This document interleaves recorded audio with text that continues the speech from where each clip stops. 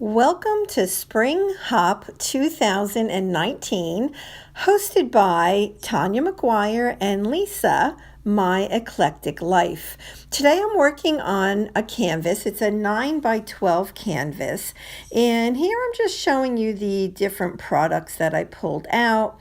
I have some Arteza paints, some modeling paste, of course. I have these beautiful, beautiful stones I'm going to be using. I did also pull out some metal pieces, and you can see here I do have some of the Tim Holtz chipboard quotes, as well as a couple of straws. And I'm going to start by using the Art Basics modeling paste.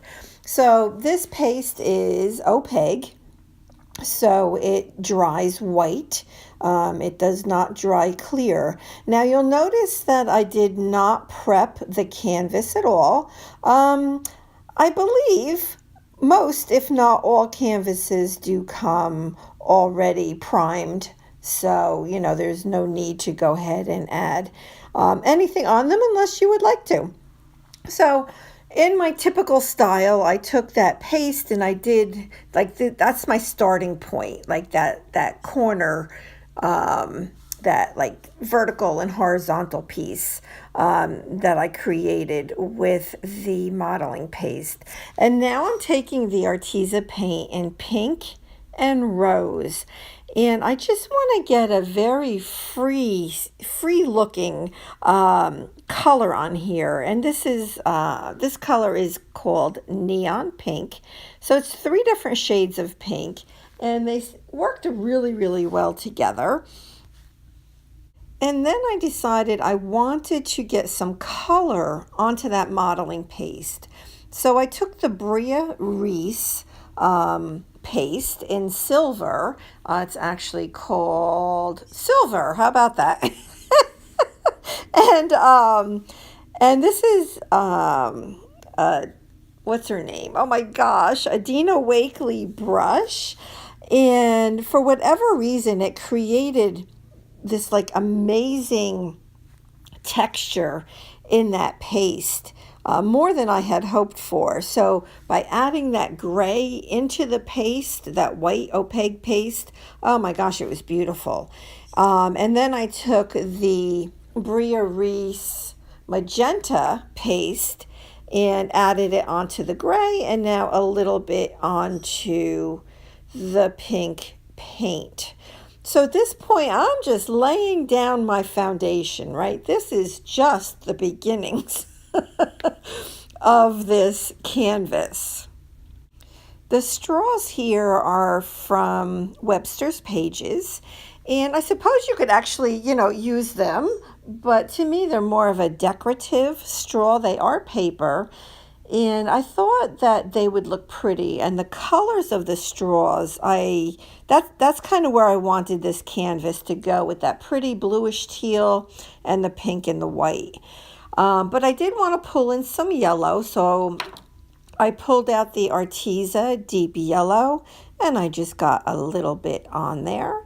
And now I'm starting to work on the beautiful stones that I received from someone at work who makes jewelry. And she couldn't use these, so she gave them to me. And I'm like, oh my gosh, yes, I can use those. But you can see the colors of those 2 stones really kind of like matches the straws, right? So again, that's my my color palette basically for this canvas. So now I want to pull in some other pieces, and I'm going to pull in some metal pieces. I do often like to add a frame. I usually have no idea what the heck I'm going to put in it.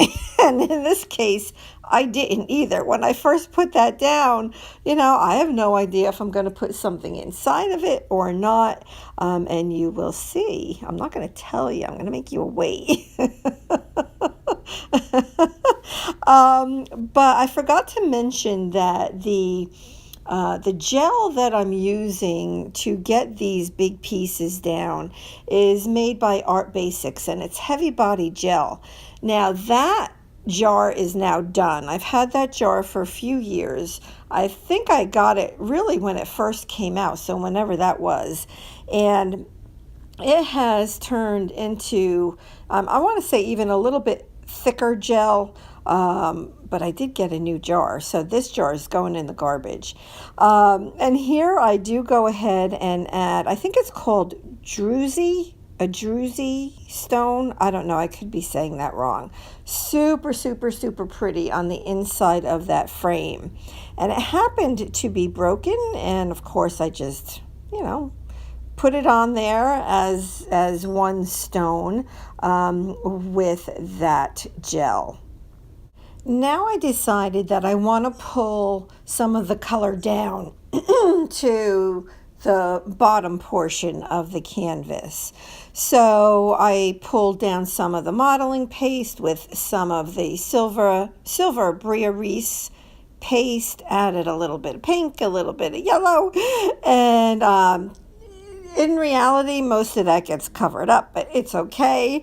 I can still see it on the finished piece.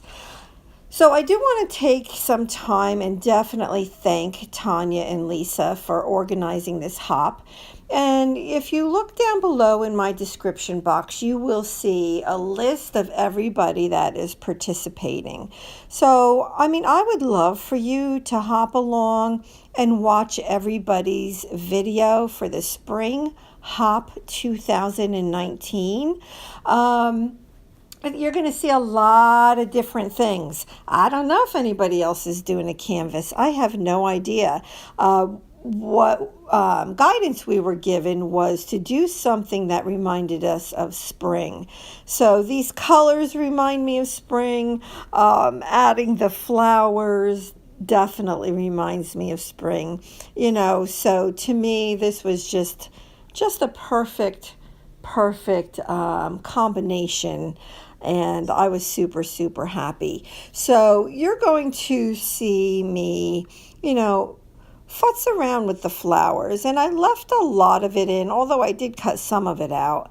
But I wanted you to see that it's okay to, kind of do like little, I would call it like a little test, just to see if it's pleasing to your eye or not.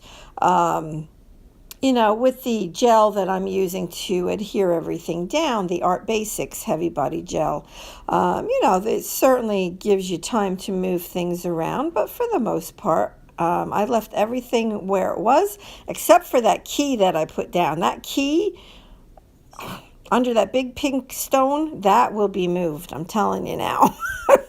So watch.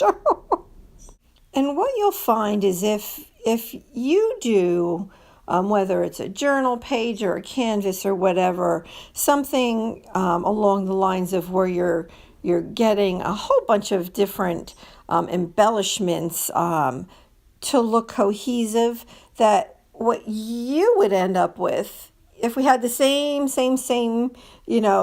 product to work with, what you would end up with would be different than what I would end up with, right? Because what's pleasing to my eye may not necessarily be pleasing to your eye.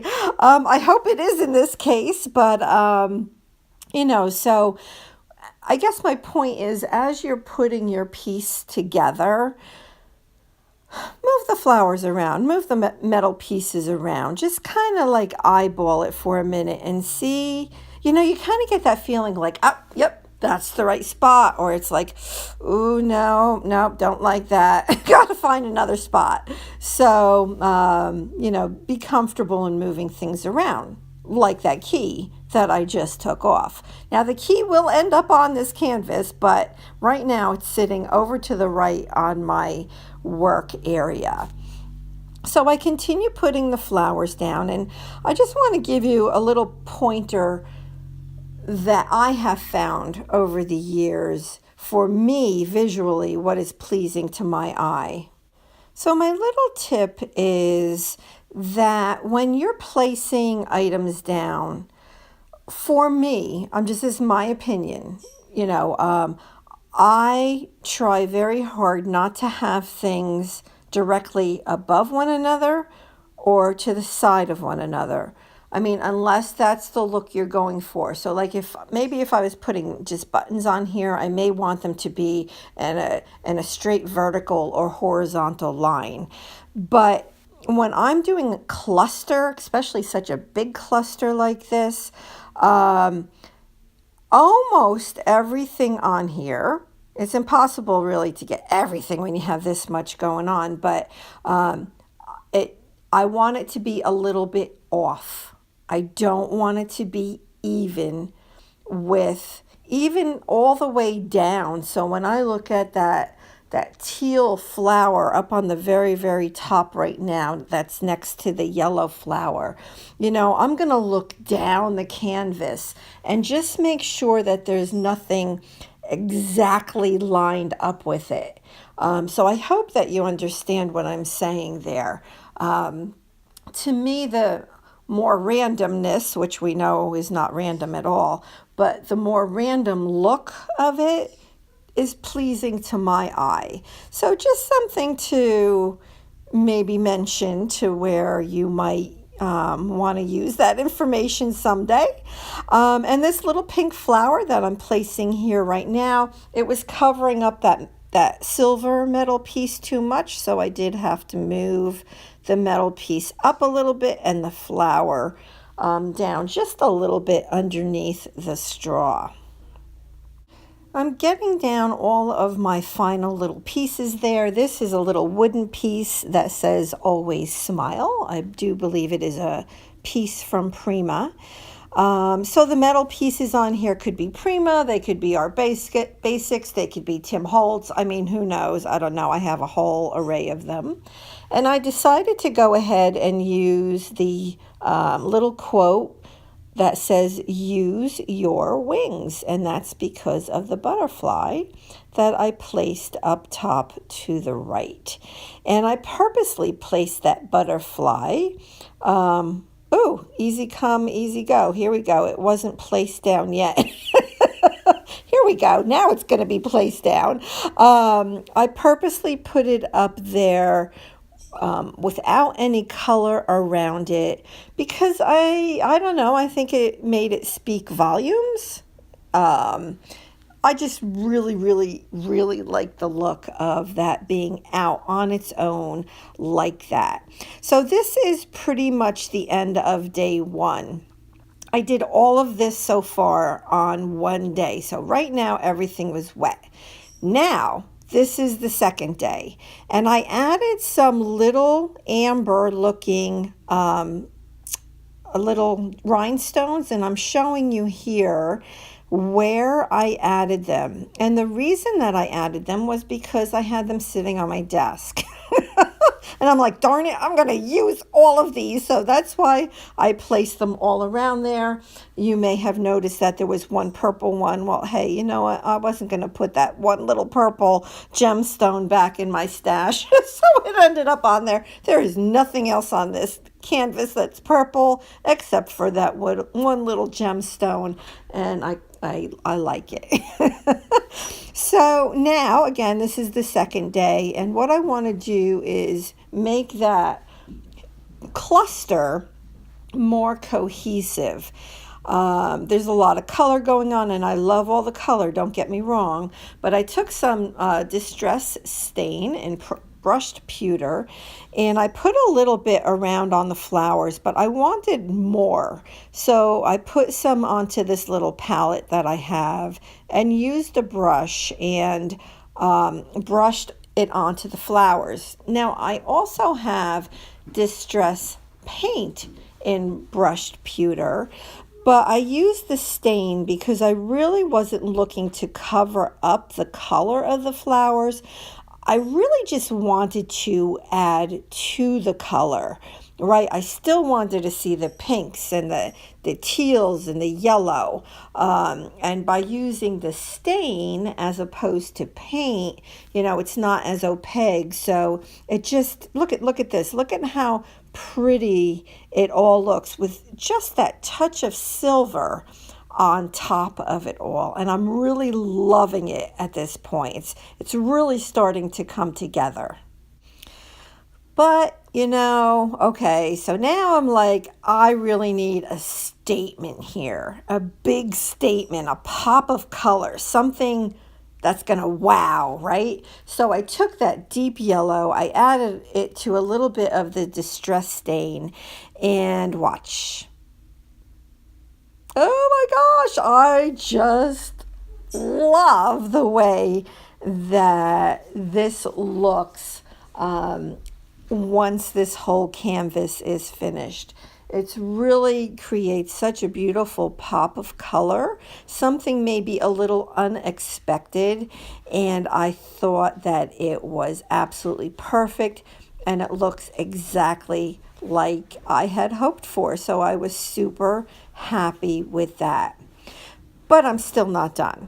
So I'm just showing you here what it looks like, and then we're going to go ahead and I'm adding just a little bit more of the brushed pewter just to make sure everything is looking good. Now I decide I'm going to use some to splatter, and I put it in this top. It's a hairspray top, right, and it had a hole in it. I had no idea that this lid, this hairspray lid, that plastic lid, had a hole. I had no idea. So I poured it out, but as you can see, I have now some really big dots of the splatter of that silver brushed pewter.